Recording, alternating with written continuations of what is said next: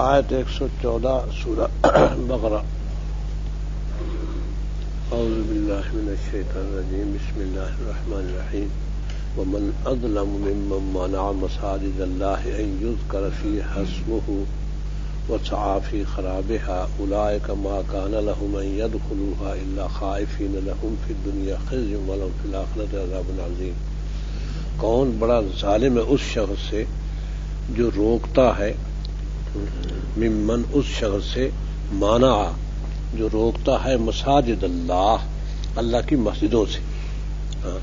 تو روکنے کا مطلب تو ایک یہ ہے کہ نماز پہ پابندیاں لگا دینا، جیسے روس نے، چائنا وغیرہ نے لگائی، اور جو جہاں اب بھی کافروں قبضہ ہے لگی ہوئی ہے پابندیاں، وہاں نماز پڑھنے جیسے چائنا وغیرہ میں پابندیاں ہیں.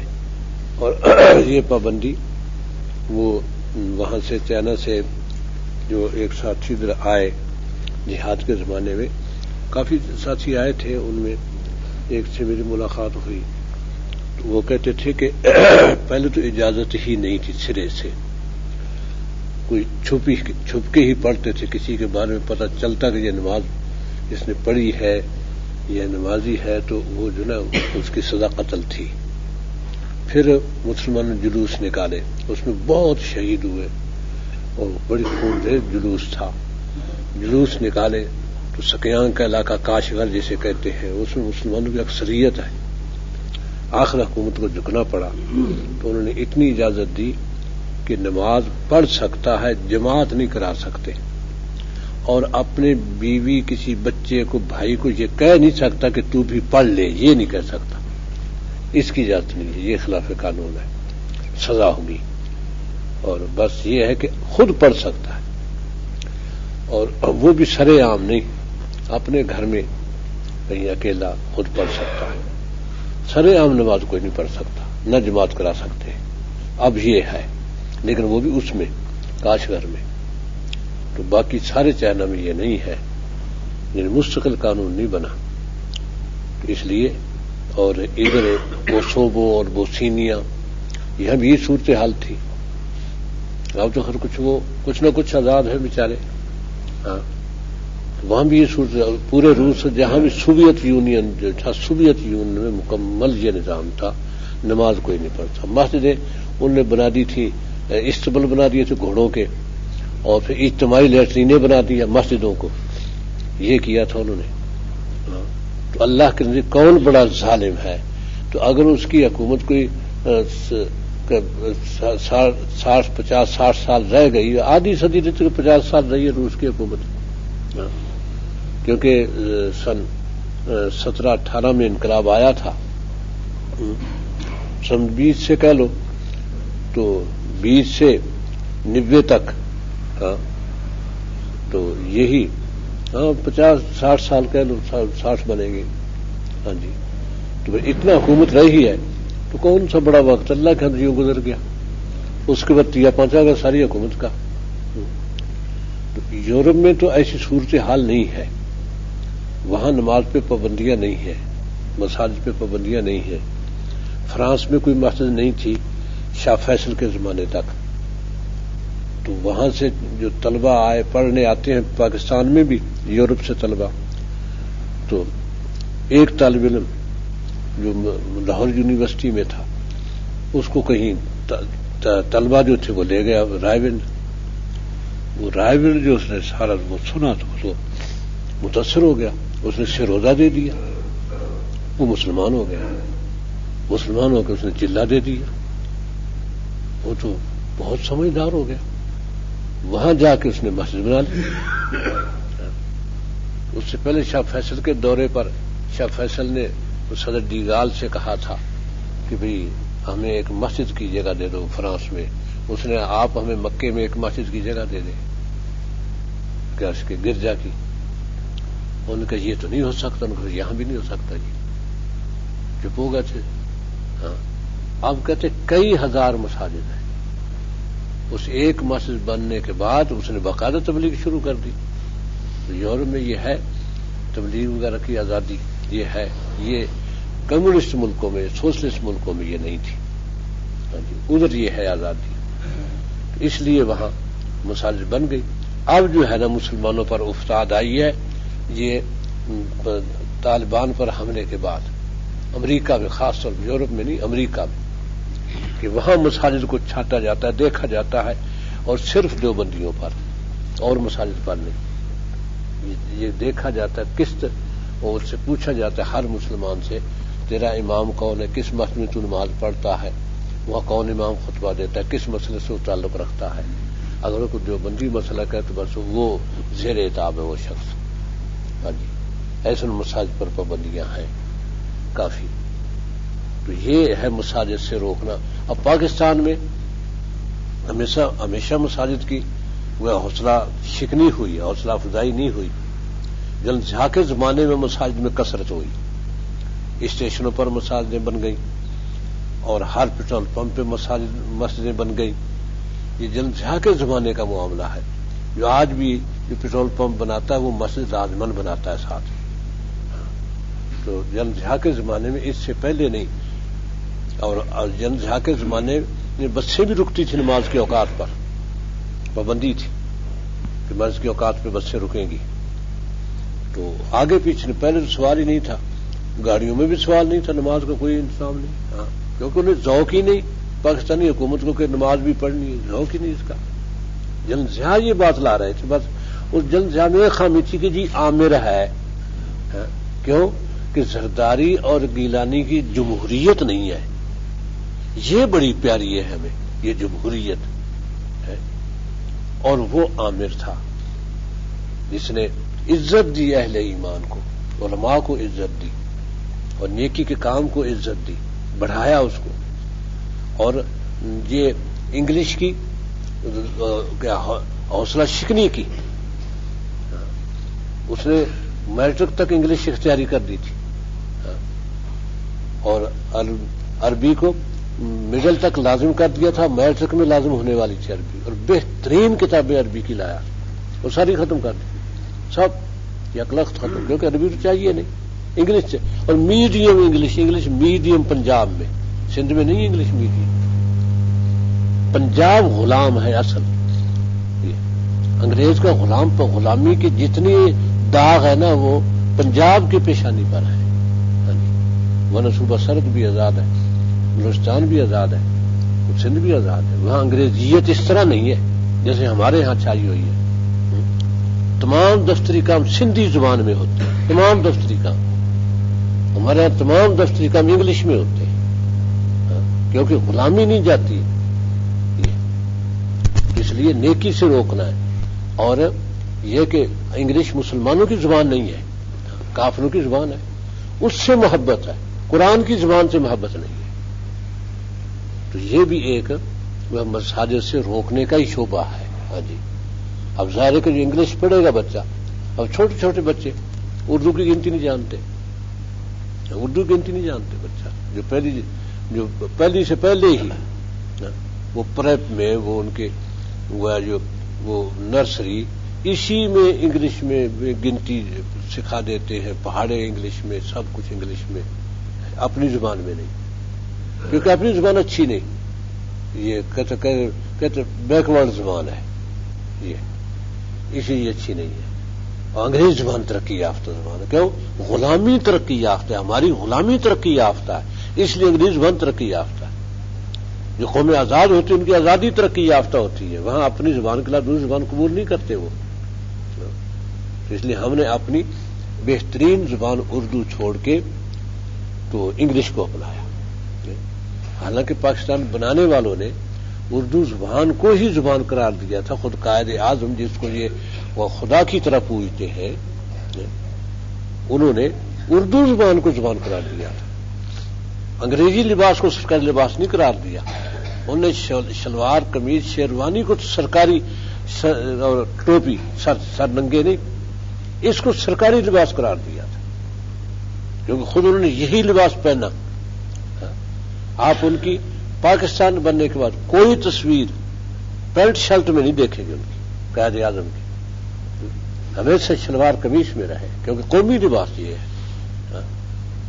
لیکن وہ نہرو دھوتی میں آیا، یہاں یہ 62-64 میں آیا تھا تو پاکستان کا دورہ کیا تھا، دھوتی میں آیا تھا، دھوتی پہن کے، کیونکہ اس قومی لباس، اور سر پہ ٹوپی، وہ ٹوپی بڑی بدنماسی ہے ان کی، اس باقاعدہ ان کا قومی لباس ہے، ٹوپی شامل ہے، ٹوپی اور دھوتی میں آیا، باتیں کی تو ہمارے وزیر کیا انگلش میں شروع ہو گئے، وہ اردو میں جواب دے رہا ہے، وہ اردو میں جواب دے رہا ہے، یہ انگلش میں شروع ہو گئے۔ اس نے پھر کہا، اس نے کہا دیکھو تم ہمیں الزام دیتے تھے کہ ہندو اردو کا دشمن ہے، اردو کا دشمن ہم نے کر دیا تم، میں تمہارے ساتھ اردو بول رہا ہوں، تم میرے ساتھ انگلش بول رہے ہو، میں نے اپنا قومی لباس پہنا ہوا ہے، تم انگریزی لباس شرٹ پینٹ میں بیٹھے ہو،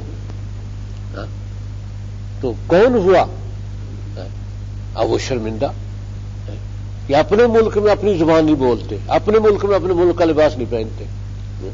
جلد جانے شلوار قمیص لے آیا تھا، پارلیمنٹ کو بھی شلوار قمیص پہننی پڑتی تھی، جبکہ ایک باہر کا آ رہا تھا کوئی سربراہ، تو سب وزیروں کو یہ حکم تھا کہ وہ استقبال کے لیے پہنچے، عرب کا کوئی حکمران تھا، استقبال کے لیے پہنچے، وہ پہنچے استقبال کے لیے، آگے گئے تو کورٹ نے کہا جی قومی لباس میں آؤ، یہ اس لباس میں نہیں جا سکا کوئی اندر، قومی لباس، بھاگے پھر پیچھے بیچارے، وہ تو کوٹ پینٹ میں گئے تھے، پھر آ کے جناب شلوار قمیص پہنی پھر گئے استقبال کے لیے، اس لیے کالج کا لباس، اسکول سب لباس انہوں نے شلوار قمیص کر دیا تھا، یہ ان کا جرم ہے، وہ عامر تھے یہ، اور یہ جمہوریت ہے کہ بچہ دودھ بعد میں چھوڑتا ہے، انگریزی گنتی پہلے آتی ہے اسے، یہ جمہوریت ہے، یہ درکار ہے ہمیں، اور امن تھا، کوئی ڈکیتی نہیں، کہیں کو کچھ نہیں، صرف کراچی میں یہی ایم کو ایم یہ شرارت کر رہے تھے، ان کے فساد تھے، باقی پورے ملک میں امن تھا، کہیں پورے ملک میں ڈکیتی ہے، پورا ملک لوٹا جا رہا ہے، پورے ملک میں قتل ہو رہا ہے، جمہوریت ہے جی، آمریت سے توبہ، یہ ہے جمہوریت، سب سے بڑا فساد ہے دنیا میں، جب جمہوریت ختم ہوگی دنیا سے تو دنیا دوبارہ امن کی طرف لوٹے گی، ہاں جی، اس سے پہلے امن نہیں ہے، جمہوریت میں امن نہیں ہے، یہ محض خام خیالی ہے لیڈروں کی، لیڈر جو ہے ان کی جمہوریت کام آتی، کیوں کہ اس کے بغیر ممبریاں نہیں ملتی، جمہوریت کے بغیر، عوام کو جمہوریت کا کیا فائدہ، عوام بھوکوں مار رہے جمہوریت کے نتیجے میں، ہاں جی، عامر ہوتا ہے اس کے اکیلا ہی کھاتا پیتا ہے اور سارا خزانہ تو نہیں سمیٹتا، یہ سارا خزانہ سمیٹے جا رہے ہیں، بیچارے عوام بھوکے مر رہے ہیں، تو یہ جمہوریت کے فائدے ہیں، تو اس لیے مسجدوں سے روکنا ہمارے ہاں، یعنی ملک جو اسلام کے لیے بنا تھا اس میں مساجد سے روکا جا رہا ہے، جو میں نے بتایا تھا کہ مشرف کے زمانے میں 7 مسجد گرائی جا چکی تھی اور 80 مساجد کو نوٹس آ چکے تھے، اور بڑی بڑی جامع مساجد جو گرائی گئی ہیں وہ ہماری اس مسجد سے بڑی مساجد تھی، اور وہ مسجد بھی تھی جو 100 سال سے قائم تھی، وہ مسجد بھی تھی، اور وہ مسجد بھی تھی جو جلد سے نے خود تعمیر کروائی تھی، وہ مسجد بھی تھی، 7 گرائی تو طالبات اٹھی، انہوں نے کہا ایسے ہم نہیں اٹھی، وہ بنت عبداللہ غازی رشید کی ہمشیرہ، اس کی تقریر آئی کمپیوٹر میں، ہم نے سیدھی سنی، اس نے کہا ہم ایسے نہیں اٹھی، نبی صلی اللہ علیہ وسلم خواب میں آئے، کہا کہ لڑکی اٹھو جہاد کرو، تو لڑکی نے جس کو خواب میں، اس نے کہا یا رسول اللہ ہم تو عورتیں ہیں، کہ جب مرد نہیں اٹھتے تو پھر تم ہی اٹھو، ایسی اچھی بات، جب مرد نہیں اٹھتے یعنی مسجد ڈھائی جا رہی ہیں، اسلام آباد کو مسجد پاک شہر کرنا ہے، بنانا ہے، اور مرد خاموش ہے، مرد تم اٹھو، یا رسول اللہ ہتھیار تو ہے نہیں، آپ اپنی تلوار سونتی ہے، آپ نے لڑکی کو تھما دی، جاؤ کرو جان، کیا انہوں نے پھر جہاد کر کے دکھایا، پھر 8ویں مسجد گر کے دکھاتی، اور انہوں نے تو شہادت دے دی اور پہنچ گئی جنت میں، اور بڑا مقام پایا، بڑا مقام ہے، اس میں شک نہیں، مذاق نہیں ہے، بڑا مقام پایا، اور بڑی ذلت اور خاری پائی مشرف نے، وہ مساجد سے شہر پاک کرنے والے نے، اور تمام مدارس کو نوٹس آ گیا تھا، کوئی مدرسہ شہر کے اندر نہیں ہوگا، شہر سے باہر، خواہ وہ ناظر قرآن کا کیوں نہ ہو مدرسہ، یہ بھی نہیں، جب مسجد ہی کوئی نہیں ہوگی تو مدرسہ سب مدارس شہر سے باہر جائے. اور برقعوں کے لیے حکم آ رہا تھا کیونکہ بش نے یہ بھی کہا تھا کہ ہمیں برقعے نہیں اچھے لگتے. اسلام آباد کو برقعوں سے پا کر یہ جامعہ حفصہ سے جب لڑکیاں نکلتی تھی عصر وقت تو وہ سینکڑوں کی تعداد میں برقعوں کی لائن لگی ہوئی. لیکن جب جامعہ حفصہ ختم ہوا تو وہ برقعے دگنے چوگنے ہو گئے. اور پھر پہلے برقع تھا ذرا سمٹا سا کھلے برقعے, کیونکہ ان کا کھلا برقع تھا لڑکیوں کا, کھلے برقعے ہو گئے. اب اس کا رواج ہے اسلام آباد میں بڑھ گیا کئی گنا زیادہ. روکو, اس لیے نیکی روکی تو نہیں جاتی, وہ ظلم سہتے ہیں اور پھر بڑھتا ہے, نیکی اور بڑھتی ہے. لیکن محض وہ ظالم تھا, وہ ظالم اپنی بھگتا, ابھی تو بھگتے گا جو بھگتے گا, لیکن یہاں بھی عبرت تو بن گیا, بڑے ظالموں کے لیے عبرت بن گیا.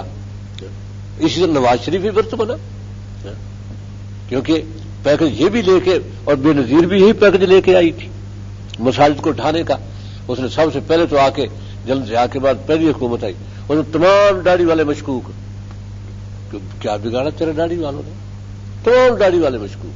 پہلا اعلان اس نے یہ کیا تھا. اور اس کے بعد پھر رفتہ رفتہ اس نے یہ کہ یہ نا مساجد مدرسے ختم کرنے ہیں, تو اس نے کہا کہ درس نظامی اسکولوں درس نظامی کالجوں میں نافذ کر دو. بس حکم دے دیا درس نظام, کیوں کہ مدارس خود ختم ہو جائیں گے جب کالجوں میں عالم بننے لگیں گے. درس اسے یہ پتہ نہیں درس نظامی ہے کیا, اس کا خیال تھا درس نظامی ایک کتاب کا نام ہوگا, وہ اسکولوں میں درس وہ آخر تو انہوں نے دیکھا کہ آپ اس عورتوں کو کیا کہیں, یہ کر دیا بس. اب وہ جگہ جگہ سے کہتی ہم نے کالجوں میں درس نظامی نافذ کر دیا, درس نظامی نظام شامل کر دیا, نصاب کا حصہ بنا دیا درس نظامی. وہ بیچاری لوگ ہنستے, اخبار نویس بھی ہنستے, ٹھیک ہے, کیونکہ میڈیا والوں کو تو پتہ درس نظامی کیا ہو رہا ہے کہ آج سالوں میں جو پڑھایا جاتا ہے مدارس میں اتنی موٹی موٹی کتابیں کہ اس سکولوں کی طرح نہیں ہے کہ چند گھنٹے تعلیم اس کے بعد عیاشیاں. وہاں تو جو صبح نماز پڑھنے سے لے کر تعلیم شروع ہوتی ہے, عصر تک, عصر چھٹی, مغرب پھر تعلیم شروع, پھر رات کے 11 بجے تک تعلیم چلتی ہے. یہ کالجوں والے اتنی محنت کہاں کر لیں گے, اتنی بڑی بڑی کتابیں وہ پڑھاتے ہیں. تو وہ درس نظامی کالجوں میں تھوڑا آ جائے گا, تو کالجوں میں درس نظامی شامل ہے. تو اس کا بھی یہ پیکج تھا کہ مدارس ختم کرنے, لیکن وہ اس طرح جرأت نہیں کر سکی مدارس ڈھانے کا. تو نواز شریف نے اس پر عمل شروع کر دیا تھا. اس میں 2 طریقے کیے, ایک تو پولیس مقابلے مروانا, اور دھڑا دھڑ مروائے جا رہے تھے پولیس مقابلے میں, دھڑا دھڑ مروائے جا رہے تھے. اور ایک تھا یہ گویا وہ مدارس ختم کرنا. تو اس میں انہوں نے پہلا محاصرہ کیا تھا باب العلوم کروڑ پکے کا, کیونکہ چھوٹا قصبہ ہے, مدرسہ مشہور ہے. اگر اس میں ہم کامیاب ہو جاتے پھر پورے ملک کے گرا لیں گے.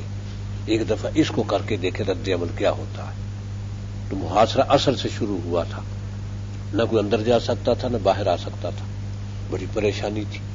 محاصرے میں فوج بیٹھی ہے محاصرہ کر کے, اور ادھر 2 قاری قتل کیے جا چکے تھے, پہلے بہت ہوئے تھے. 2 لاہور کے قاری تھے, وہ بالکل بے گناہ تھے بیچارے, ایسے پکڑ لیا بس. تو ان کو قتل کے لیے نکالا گیا. تو وہ کہنے لگے ہمیں 2 رکعت نماز پڑھ لینے دو, وضو ہے ہمارا, کہ پڑھ لو. 2 رکعت نماز پڑھ کے تلاوت شروع کر دی, کھڑے ہو گئے, تلاوت شروع کر دی. کہ تلاوت کرتے کرتے شہادت آئے تو گولی کا کہا تو انہوں نے انکار کر دیا. پولیس نے گولی چلانے سے ہم تو نہیں گولی مارتے, ان کو کہہ دو قرآن پڑھ رہے گولی مار دیں, ہم کوئی کافر ہیں, ہم نہیں مارتے گولی. پھر انہوں نے شیعہ کو بلوایا, ان سے گولی مروائی. صبح حضرت نفیس شاہ صاحب کو کسی نے بتایا کہ حضرت رات 2 قاری بے گناہ بیچارے قتل کر دیے. فرمانے لگے بڑے بے وقوف ہیں, اپنی حکومت ختم کروانے کے لیے 1 قاری کا قتل کافی تھا. ہفتے بعد حکومت ختم ہو گئی, ٹھیک 1 ہفتے بعد حکومت ختم ہو گئی, پکڑا گیا نواز شریف. اور وہی رات تھی جب وہ محاصرہ کیا ہوا تھا, اور 40 نکالے ہوئے تھے. بہاولپور جیل یا کس جیل سے 40 نکالے سے باہر ان کو آج سب کو، کیونکہ حوصلہ بھی مل گیا تھا، پیچھے قتل کرتے آ رہے ہیں، پتہ نہیں کتنے ہی کیے تھے ایسے قتل انہوں نے. وہاں بھی یہی جھگڑا ہو رہا تھا، وہ قرآن کی تلاوت شروع کر دی، وہ سارے بیچارے حافظ تھے، کیونکہ قتل تو علماء کو کرنا تھا، وہ سارے حافظ تھے. تو یہی جھگڑا ہو رہا تھا. پولیس کہتی ہم نہیں گولی مارتے. اتنے پیچھے سے ویلرس آئی کہ جی کام کر دیا کہ نہیں ابھی لگے ہیں کرنے. کتنا روک دو. کیوں؟ نواز شریف گیا 11 بجے محاصرہ اٹھ گیا. وہ محاصرے والے جب فوجی مسجد میں آئے تو انہوں نے پوچھا جی قصہ کیا تھا، یہ کیوں تھا محاصرہ؟ کہتے تمہاری قسمت اچھی، 12 بجے ہمیں حکم تھا گولی چلانے کا، ایک نہیں بچنا تھا، یہ مدرسے کا خاتمہ تھا. کیسے اللہ کا مقابلہ کر لو گے تم؟ اب یہ ہے کہ علماء کو دھڑا دھڑ قتل کیا. اب یہ کہ جمہوریت کو اللہ نے ایسی افتاد میں ڈالا ہے، علماء بچ گئے، آپس میں لڑ رہے ہیں. یہ کہ پیپل پارٹی، عمران خان اور نواز شریف آپس میں گتھم گتھا، ادھر وہ MQM اور وہ ANP اور دوسرے مہاجرین اور اب اپنا وہ آپس میں گتھم گتھا سارے. علماء بچ گئے. حالانکہ یہ تھا کہ اب جو آئی حکومت، علماء نہیں بچے گا کا کوئی مدارس. ایسا ہوا اب کوئی عالم قتل نہیں ہو رہا، آپس میں یہ لگے ہوئے ہیں. تو اللہ تعالیٰ، یہ تو دنیا کا معاملہ، آخرت تو آنی ہے. وہ تو ومن اظلم ممن منع مساجد اللہ ان یذکر فیہ اسمہ، کہ اس میں اللہ کا نام ذکر کیا جاتا ہے. روکو مسجدوں کو، ختم کرو ان کو. وسعی فی خرابہا، اور ان کو اجاڑنے میں دوڑ دھوپ کرتا ہے. مسجد اجاڑو، ختم کرو. سعی فی خرابہا، ان کے خراب کرنے میں یہ تگ و دو کرتا ہے. اولئک ما کان لہم یدخلوہا، ان کے لیے جائز نہیں ہے کہ مسجد میں داخل ہوں. مسجد پاک جگہ ہے، یہ ناپاک وجود، مسجد میں داخل ہونے کی ان کو اجازت نہیں ہے. الا خائفین، مگر ڈرتے ہوئے کہ وہ پکڑ نہ لے، مسجد کا مالک عرش والا پکڑ نہ لے، مسجد اس کی ہے.